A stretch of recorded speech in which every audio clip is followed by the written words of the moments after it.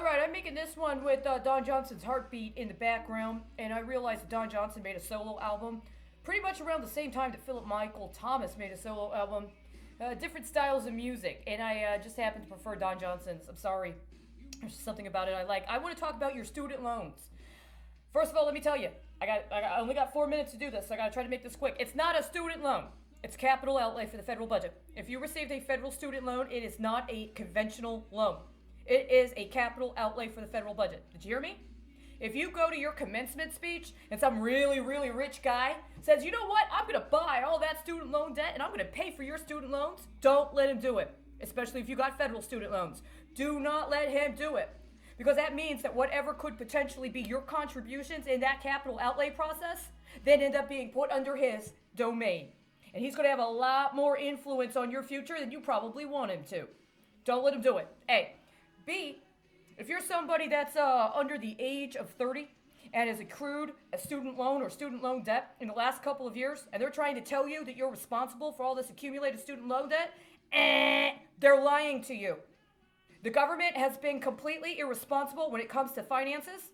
Their friends in the financial sector have been not only completely irresponsible, but have been intentionally tanking the federal government because they got away with it in 2008. I contended, and I'm not alone, there were people that actually knew and that were involved at the time that were saying, hey, this looks like this is what could be happening, and now we're 10 years down the road.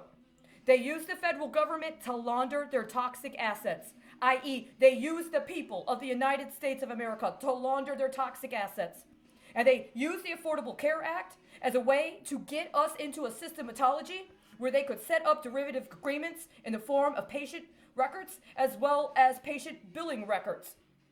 Those are derivatives. Those are actually, I believe and understand, that they can be used as futures contracts that they get traded through the south side of the Chicago Loop, through the futures market.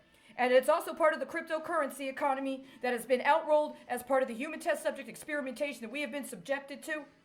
And depending upon how compliant we are with the regime and how well we acclimate to their attempts to normalize with the intention of legitimizing the previously illicit drug economy into the licit drug economy, while they try to get us addicted to technology that's actually telemedication, which is in and of itself a form of nuclear energy.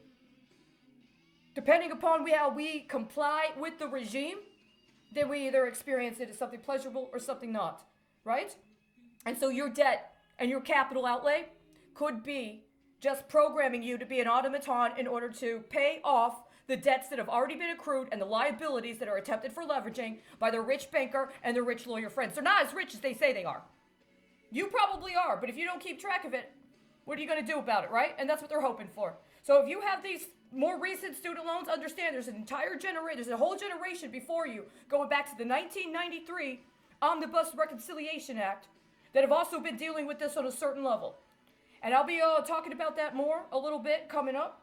But for right now, I just want to bring your attention to something. If you guys are interested in case law, I got this hobby. I look up like old cases, and this one just came to me today. I just opened the book right to this. United States versus Natelli. Natelli from 1974, Southern District, U.S. District, Southern District of New York, U.S. District Court. Look it up.